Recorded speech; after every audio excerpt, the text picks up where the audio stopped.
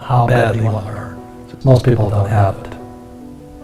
They want a job, they want job security, they want a paycheck, they want a 401k.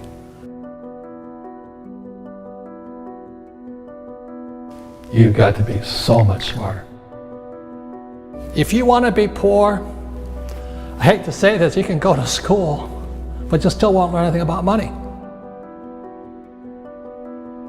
You know, there's a lot of people who can't make $1,000. And the reason they can't make $1,000 is because mentally, emotionally, spiritually, and physically, they're not capable of making $1,000, whatever the case is. So Kim and I today are in the multi-millions of dollars in making money. But we wouldn't have gotten there because one time we were having trouble at $1,000. So every time we had a problem, we had to get bigger than the problem. For many people out there with $1,000 problem, they're not going to solve the problem until they personally develop themselves mentally, emotionally, spiritually, and physically to be bigger than $1,000 problem. There's 4 types of mindsets. One mindset is I must win. Another mindset is I must be right. Another mindset is I must be liked. And the other mindset is I must be comfortable. So the people who must be liked and the people who must be comfortable will probably never make it as entrepreneurs, simply because, you know, we hear it all the time. I don't really want to be rich. I just want to be comfortable. You know, I want to be with all my friends, have them like me. Well, they should not be entrepreneurs, they should be employees. The rich don't work for money. My way of teaching is to first put doubt in your brain, to challenge your belief systems. And then maybe you can choose new beliefs or keep up with old beliefs. So when you think about working for money, what comes through your head? So if I could explain this to you for the rest of the millennial lessons, it's really going to be on this theme here.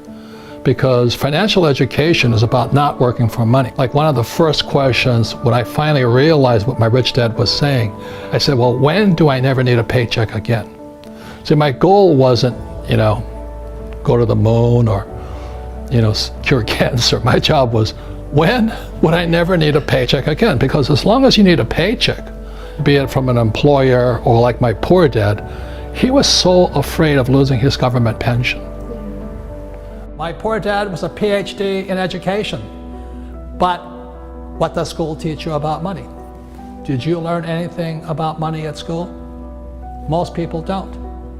So that's why I had my rich dad, who was my best friend's father, and he was teaching me what the rich teach me. If you want to be poor, I hate to say this, you can go to school, but you still won't learn anything about money.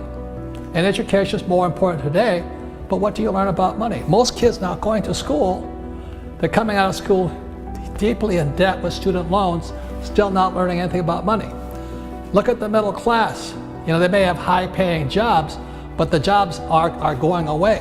One of the most important things you have in your life is time. It's one of your greatest assets, or it's your liability. And being, you know, I just turned 70, and I have friends who have nothing. I mean, they have zero. Now they've made a lot of money, but they have nothing here. They have nice houses, nice cars, you know what I mean? And being young is great, except it can be a liability to you. Because when you're young, you're just having a lot of fun and life's exciting, you know, it's new. But the thing is so many people spend their time focusing here.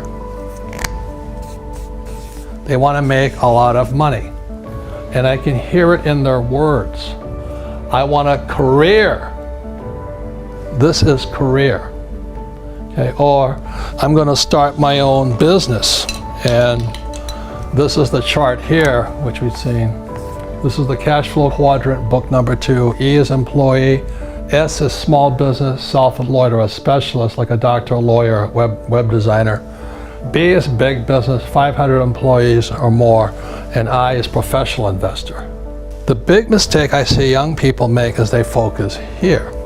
And the words are, I want to do what I love. That's the track. You see, in real life, sometimes you have to do what you hate. Like people think I like to write books. I hate writing books. But it fills my purpose in life. It's not my passion, my purpose in life. because my purpose was to get here. I had to learn what I didn't want to learn. I had sometimes to do what I hated. I had to learn about taxes. I had to learn about debt. I had to take classes. I had to learn about insurance. So I was doing a lot of things I hated doing so I could come over here. These guys never do this because they live that passion. I want my passion. So the big mistake for young people is I'm going to do what I love, which is fine over here. But what do you love the most? Well, I loved my freedom. And I know it sounds greedy, but I love making money. I'd rather have a lot of money than no money. I've been both.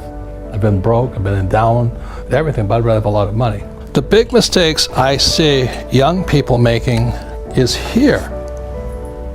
You know, they think about what they want to do, what they love. And what I'm saying to you, the millennials right now, invest in what you love. Most young people, or should I say, short-sighted people, they think this is it or this is it. But this is the one here. The reason I make more money is because it's not what I'm doing what I love. I do sometimes what I hate so I can have the assets that I love. I love having a business. So the business affords me the lifestyle I want. And then I invest in real estate. This is what I know. The higher the risk, the more education it takes. And how badly you want to learn. Just most people don't have it. They want a job, they want job security, they want a paycheck, they want a 401k. And that's why they don't get to come here. That's why they don't get to come over here. Nothing right or wrong, you know. I don't ever want it to be here. I knew when I was your age I wanted to come here, but the higher the risk, the higher the returns, but also the higher dedication, education, and study you have to go through. You've got to be so much smarter. And most people, they have it, they have that ability to be that smart, but they rather do what they love rather than invest in what they love. As you know, we learn little to nothing in school, but in fact, you will find out that going to school actually diminishes your ability to get rich. You know, so that goes counter to what everybody tells you. Go to school, get a job, and you'll make money. And that worked probably 1,000 years ago, not working today. The number one reason to be an entrepreneur is not about money. The number one reason to be an entrepreneur is personal development.